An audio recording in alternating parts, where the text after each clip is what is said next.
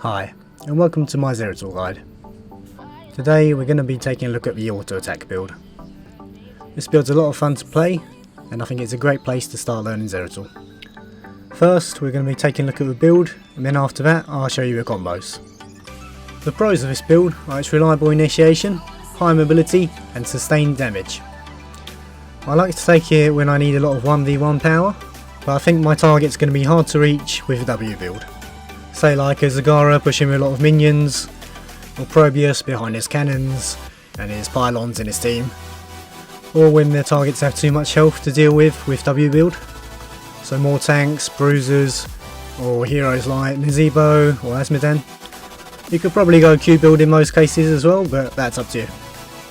I think it's quite a reliable build, it's hard to mess up, but it can struggle against teams with a lot of CC, or abilities like Pyroblast or Triple Tap where you need to spell shield.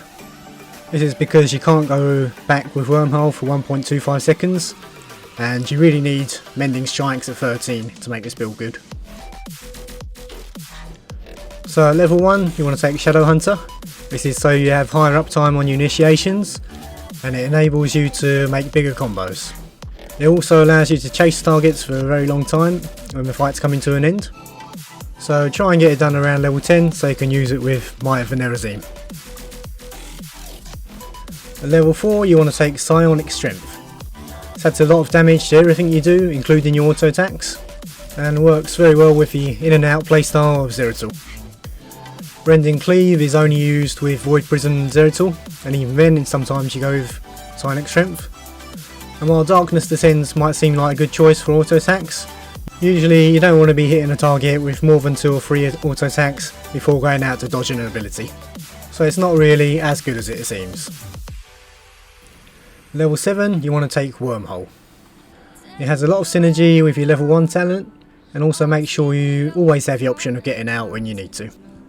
Warp Skirmisher is obviously good at sticking to targets, but I honestly don't think it'll be a problem with this build. Seeker in the Dark doesn't have any synergy with a level 1, and it can be quite unreliable. Level 10's Might of the Nerazim is the core of this build.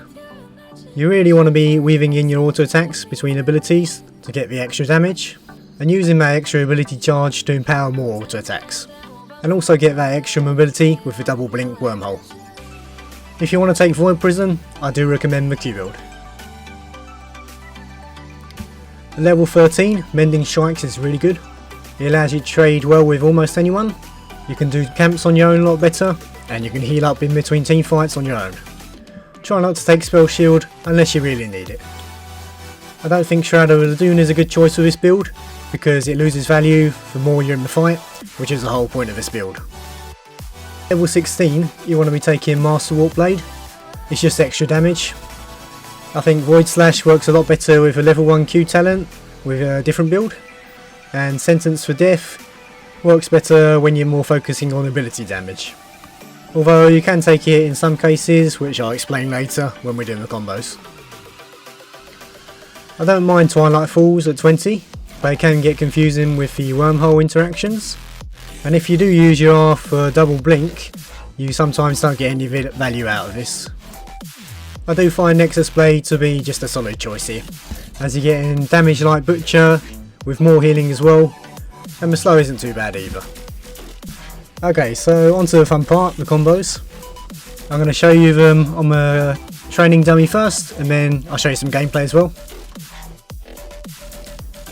So first I want you to get used to going in with E, auto attack, Q, auto attack, and then Eing straight back out. 2 auto attacks is the exact amount of time you need so you can go back with Wormhole, and once you're done with that rotation, your Q and your blink should be back on a 5-second cooldown, so you can keep doing it over and over again.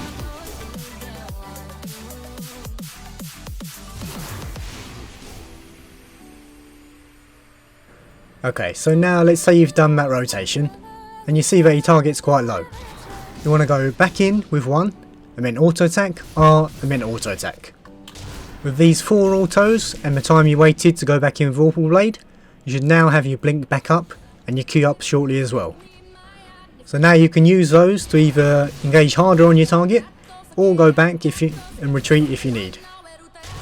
Try and find a good time to put your W in there somewhere as well.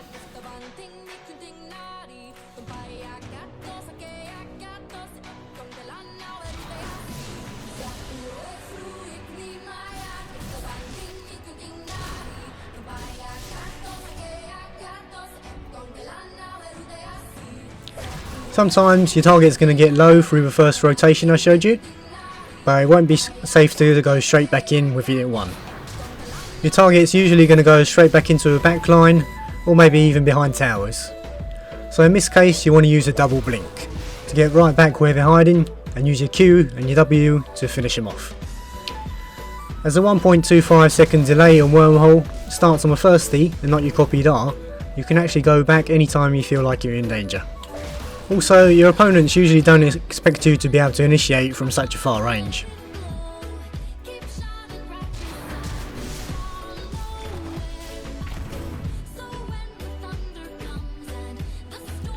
Sometimes during your first rotation, your target's going to use a mobility ability.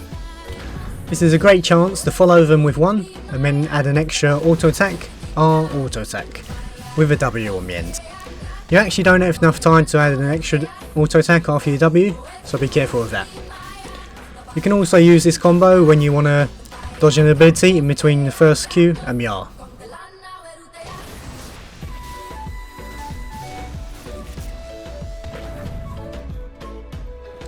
Although this build is about sustained damage, sometimes you do need to do a bit of burst damage as well.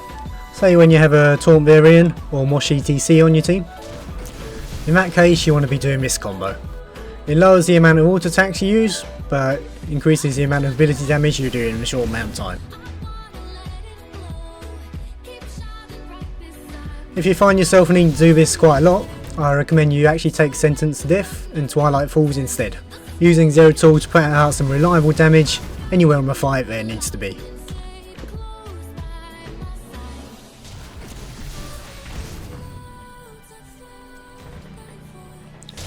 If they have a hero on the enemy team that can shield your target in this case, you can actually outplay them by going in and putting your W on the target like you would, but then going back out, waiting for a shield to end, then coming back in with a double Q.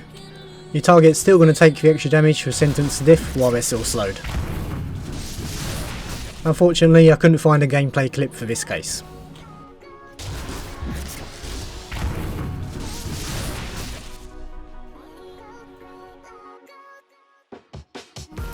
So that goes over most of the combos that I know.